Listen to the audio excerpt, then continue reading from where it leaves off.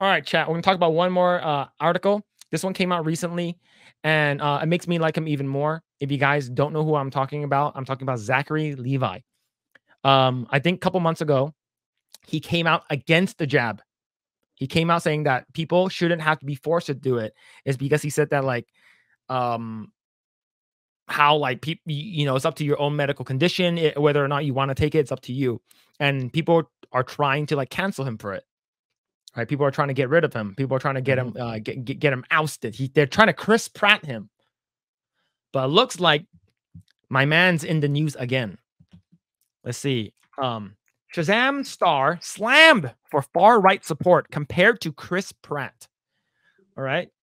Shazam star Zachary Levi is facing scrutiny and criticism on Twitter for following a certain account. For just following, not saying anything, following. Okay. Okay. Levi is best known for voicing Flynn Rider in Tangled, as well as portraying the DC superhero Shazam. Shazam 2019 and its sequel, released earlier this year, had disappointing performances in the box office, with Shazam 2, Fear of the Gods, essentially being a box office bomb. Unfortunately, the first movie was competing with arguably the biggest blockbuster event in 2019, Avengers Endgame, and the sequel just fell at a time when the fans were unsure of the DCU and reaching the point of fatigue. Now, Levi is going on a viral on Twitter for following Gays Against Groomers. Contrary to the account's name, Gays Against Groomers is actually a far-right and anti-LGBTQ plus organization known for protesting gender-affirming care, pride events, and LGBTQ plus educations in school.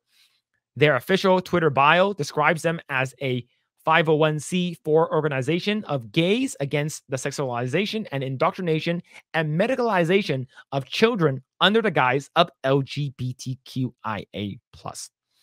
So, if you guys actually follow Gays Against Groomers, the runner, the person who runs it, is gay. Okay. So they're saying that we have no issues with LGBTQ.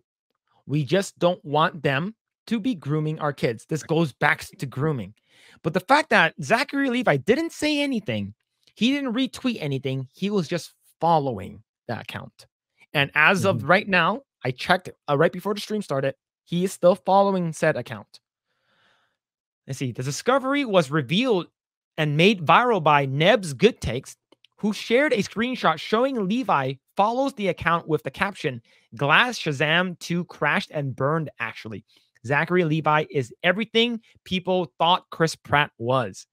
Yeah, so they're trying to Chris Pratt him right now, right?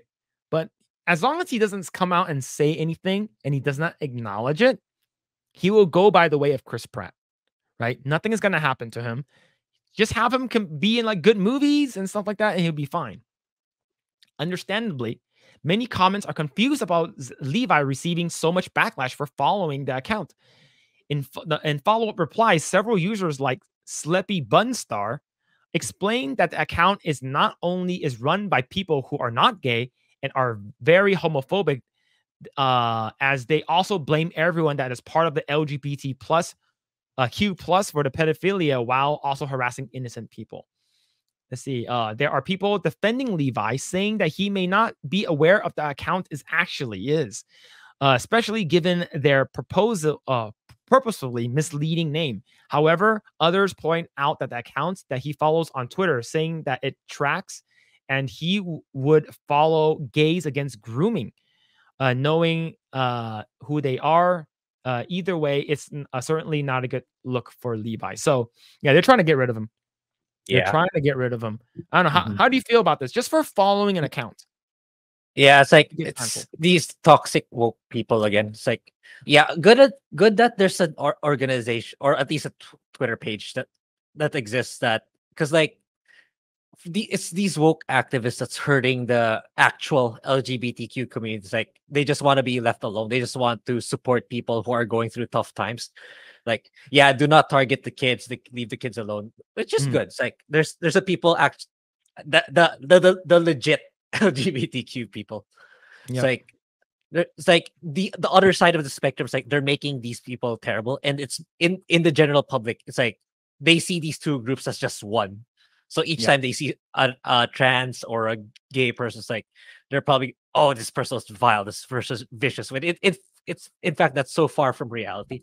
So good Mhm. that they're standing up for themselves. And yeah, as you said, the best thing that Zachary Levi can do is just don't say anything. Like whatever, even though in the best intentions, whatever he tweets out or whatever video he makes, it's just they're just gonna use that to fuel as fuel for the fire. So better to just stay out of it. Yep. I think the best way to do is to stay out of it and don't talk about it. Just don't respond to it. It's because what once you apologize, it's done. You're done, right? And that's why I'm glad that like people like Nick Merckx and Dr. Disrespect, Cloakzy and and Tina Tatman are like, hey, just because you're trying to groom our kids and so leave the kids alone.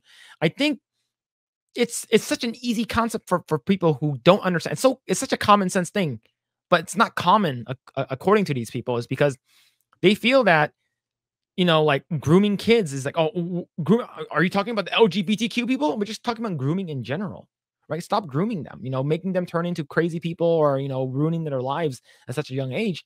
But now you have a person who's just following. So here's the thing: I follow Donald Trump and Joe Biden. I follow AOC and Steven Crowder. What does that make me? It makes me a Yeah. moderate? No, but the fact that you're following AOC, but you're also following Matt Gaetz, it's like fuck you, dude. Who cares who I follow? Have I said Exactly. anything? No, I haven't. Right? Mhm. So it's so stupid. It's like, oh, you have an Yeah. American flag on your bio. That means you're a fucking KKK member.